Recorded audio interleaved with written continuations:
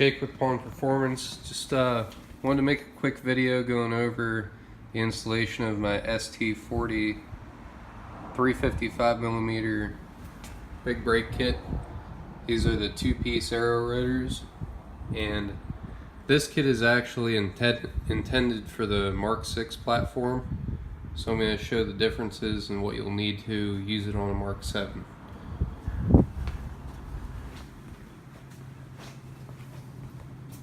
So we're coming from non-performance pack GTI standard single piston caliper brakes to the ST40 calipers are 4-piston. Alright, just for size comparison, the stock 312mm discs versus 355, which is 14-inch, and the 4-piston belted aluminum calipers, 2-piece design. Also, outside of the added rigidity that you'll have better pedal feel from, the big convenience with these brakes is easy pad changes. Just remove these two Allens, and they call this the support bridge, will come out, and you can just slide the pads in and out without removing the caliper or the disc, unlike the OEM brakes where you'd have to break the torque on the carrier bolts and remove the brake. So the only difference between the Mk6 and the Mk7 kit is the chassis side of the brake line. The shape of this fitting where it engages into this mount on the Mk6 just has 2 wrench flats, and I can show that here.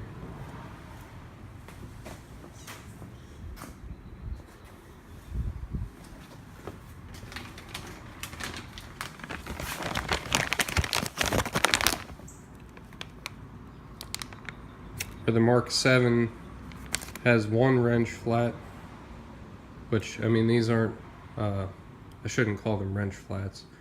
They're anti-rotation flats, so it locks in to that bracket. The Mk7 has a flat on one side, and the other side has a keyway, so not compatible. But I'll be writing an informational thread on this to show the part number of the brake lines that you do need to adapt these ST40 calipers to the Mk7 chassis.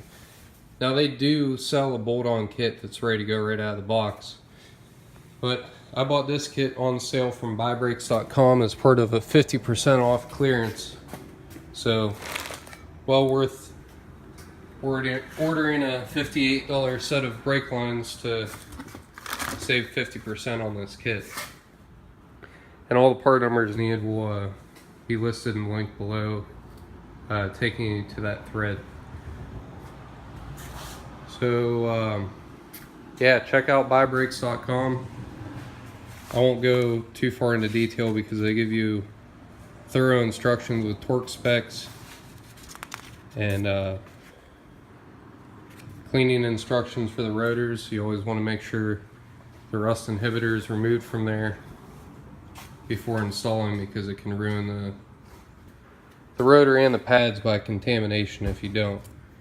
So if you guys have any more questions on the kit, comment below, and I'll be sure to do a full review once they're on.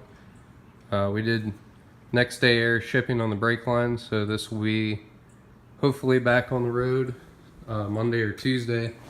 The only other thing that'll be holding me up from installation is these are my 18x8 ET47, I believe. Yeah, ET47 Audi OEM wheels. And when they were balanced, the weights were put both on the inner barrel and the outer barrel. And there's just maybe a couple thousandths of an inch clearance on the outer weights here, so I'm gonna have to have them rebalanced with weights only on the inside. So no big deal there, but just something to keep in mind.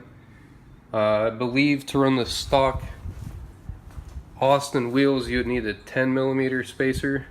For those particular Audi wheels with the higher clearance spoke design, you can get away with a 5mm, but just be aware most of you guys are daily driving your car like I do, so having it down for a couple days would be pretty inconvenient. So you want to just make sure you check clearances before pulling the trigger. I do have another vehicle to lined up to drive to work this weekend, so no big deal there. But like I said, comment, subscribe, and let me know what you guys think. Thanks.